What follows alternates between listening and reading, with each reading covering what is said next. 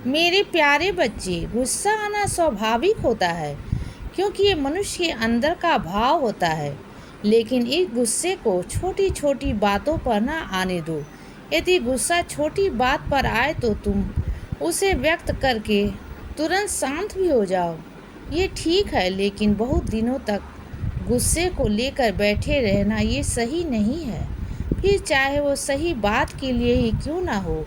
इसीलिए जब भी तुम्हें किसी बात पर गुस्सा आए और तुम्हें ये लगे कि वो बात सही है और वो बोलने से सामने वाले इंसान का भला ही होगा, तो वह एक बात तरीके से बोल दो और उस बात को मेरे चरणों में रख दो और फिर अपने गुस्से को शांत करो।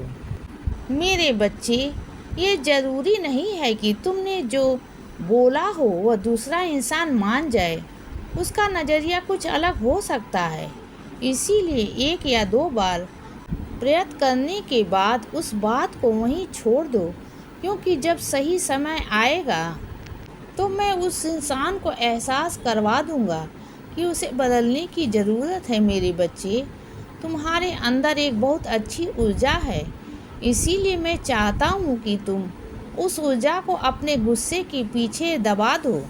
अपने अंदर की सकारात्मकता को लोगों तक पहुँचाने दो। अपने गुस्से पर नियंत्रण रखना बहुत ज़रूरी है बच्चे, ताकि लोगों को ये समझ आए कि तुम्हारे अंदर एक दिव्य शक्ति है जो लोगों का भला करना चाहती है।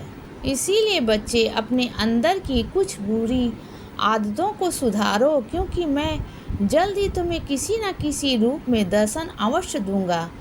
चाहे मैं अभी तुम्हें शांत नज़र आता हूँ, लेकिन मैं तुम्हारी परेशानियों पर ही काम कर रहा हूँ बच्चे। इसीलिए शांत रहो और किसी भी इंसान को ज़बरदस्ती कोई भी बात मनवाने की कोशिश मत करो। जब जो होना है वो होकर ही रहता है, क्योंकि ये परिस्थिति मेरी मर्जी के अनुसार ही बदलेगी। और मैं देख रहा हूँ बच्चे कि तुम दिन रात विचारों में खोए रहते हो, फिर कहते हो कि बाबा मुझे नींद नहीं आती, बुरे विचार आते रहते हैं, मैं क्या करूं।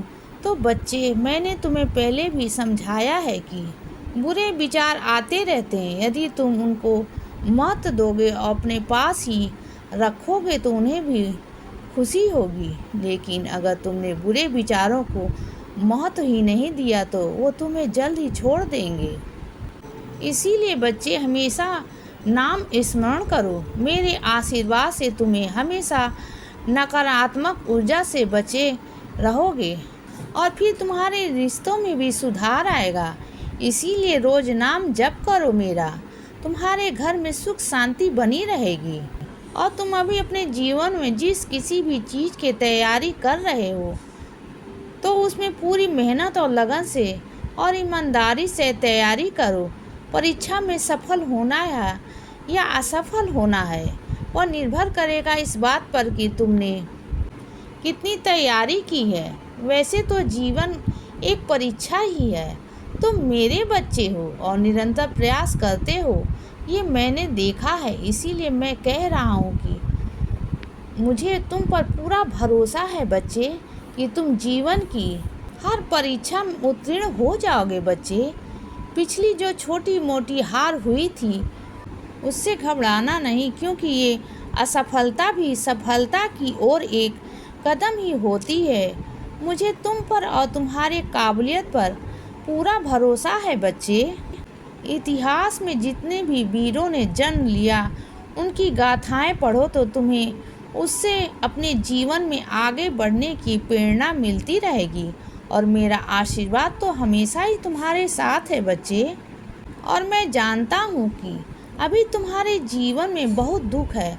तो बच्चे, दुख एक भावना है, इसीलिए अगर तुम्हें दुख महसूस हो रहा है तो उसमें घबराओ मत, मेरे पास आ जाया करो, क्योंकि मैंने तुम्हें चुना है अपने बच्चे के रूप में। इसीलिए मैं तुम्हें हर दुख से बाहर अवश्य निकालूंगा और तुम्हें कभी भी छोड़कर नहीं जाऊंगा बच्चे। जीवन के हर मोड़ पर हमेशा तुम्हारी रक्षा करूंगा।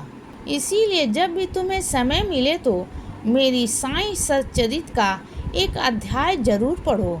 तुम्हें मेरी कृपा से जल्द ही एक नई नौकरी मिलेगी, जिससे तुम अपना एक नया घर खरीद पाओगे और फिर तुम्हारे माता पिता भी तुम पर गर्व करेंगी। इसीलिए बच्चे, अब किसी भी चीज़ की चिंता मत करो, क्योंकि मैं तुम्हारे जीवन में अब ढेर सारी खुशियाँ एक एक करके भेज रहा हूँ बच्चे।